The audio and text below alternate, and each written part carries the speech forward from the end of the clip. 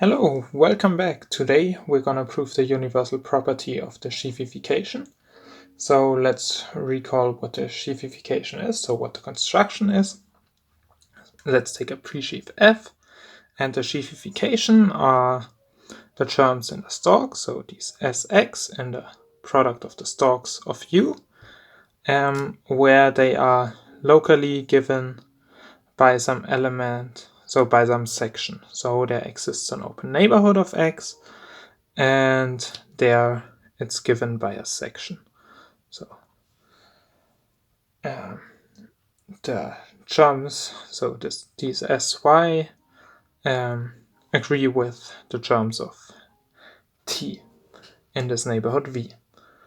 Okay, so let's start with the first lemma, which we won't prove. So a morphism of sheaves, and it's important that it's a morphism of sheaves, so it's between two sheaves. We call it phi. This is an isomorphism if and only if phi x is an isomorphism for all x in the topological space X,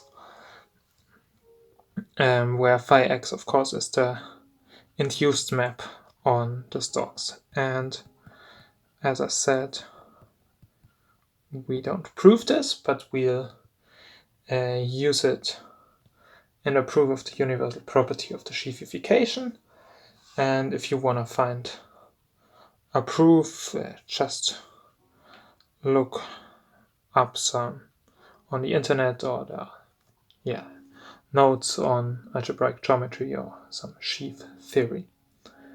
Okay, so now let's state the universal property of the Sheafification. So let's take a presheaf and the Sheafification of this presheaf.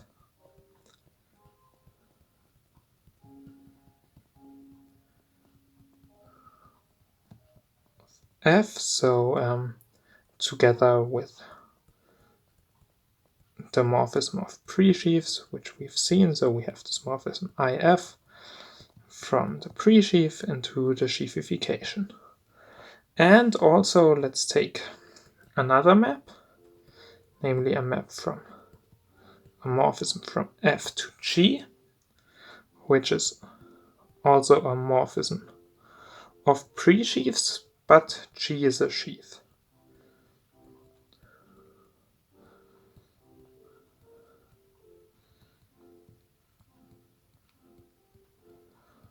Okay, so that's the setting, and the claim is that we have a unique morphism of sheaves.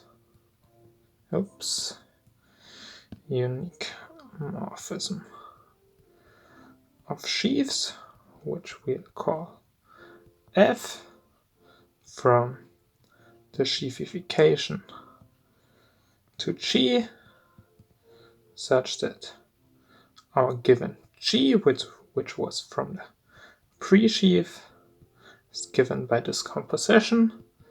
And let's draw a diagram to make it clearer.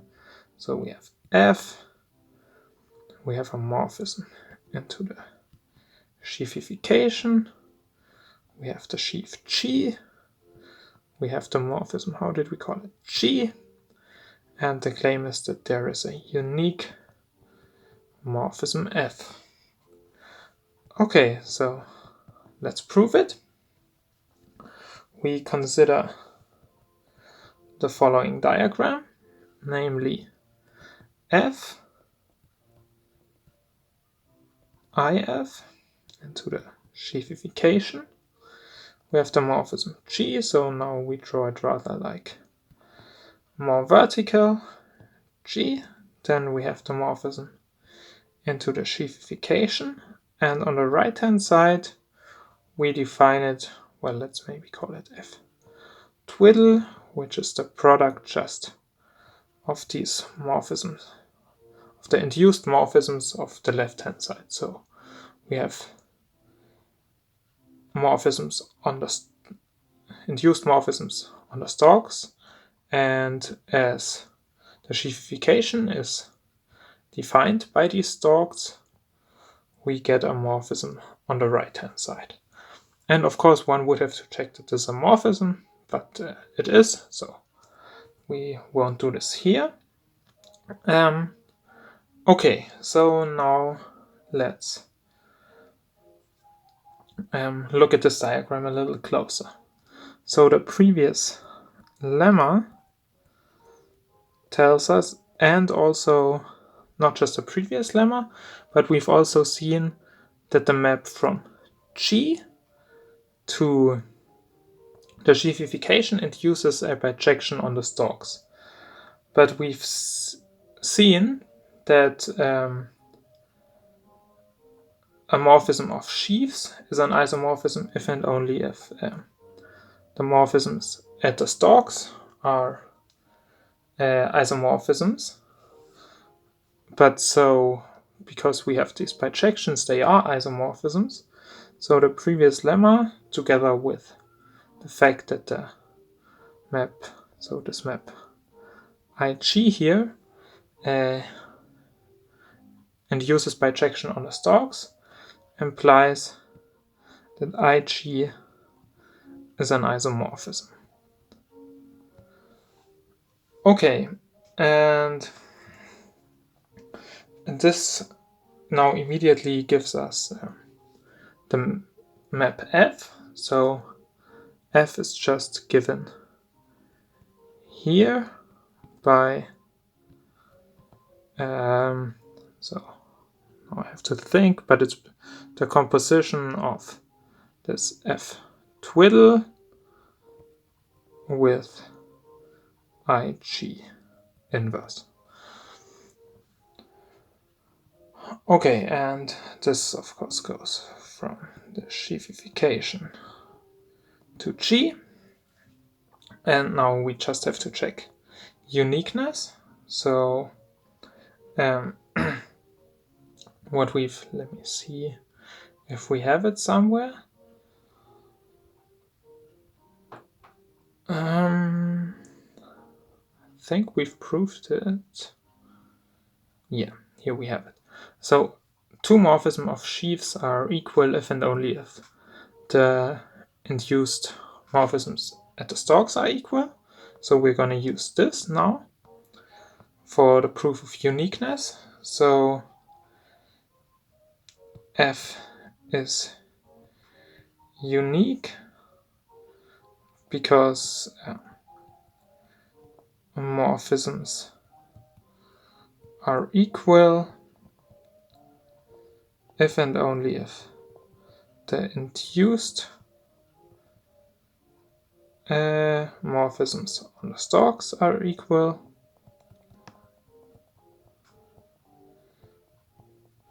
and now let's look a little closer. So we have this diagram, and now let's suppose we have another morphism, let's say F prime, and let me maybe write it out. So G is equal to F composition with IF, and it's also F prime with IF, and now we have that Gx is equal to Fx composed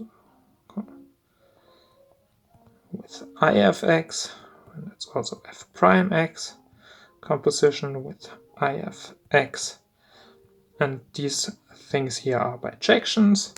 So this tells us that Fx is equal to Fx prime for all x and x, and now this statement here tells us that F is equal to F prime, so it's indeed unique. Okay, so that was the proof. That's it for this video. So in the next video, we'll still talk about sheaves, but I hope to come back to schemes soon. So what we'll see next time is we'll talk a little bit about injectivity, surjectivity, and exactness in the settings of morphisms of sheaves. And we'll see what it means, and we'll also see that we can consider it at a level of, or somehow we have to consider it at the level of stalks, but we can also view it in another way by terms of kernel and image of a morphism. Okay, but that's for next time. Thanks for watching and have a good day.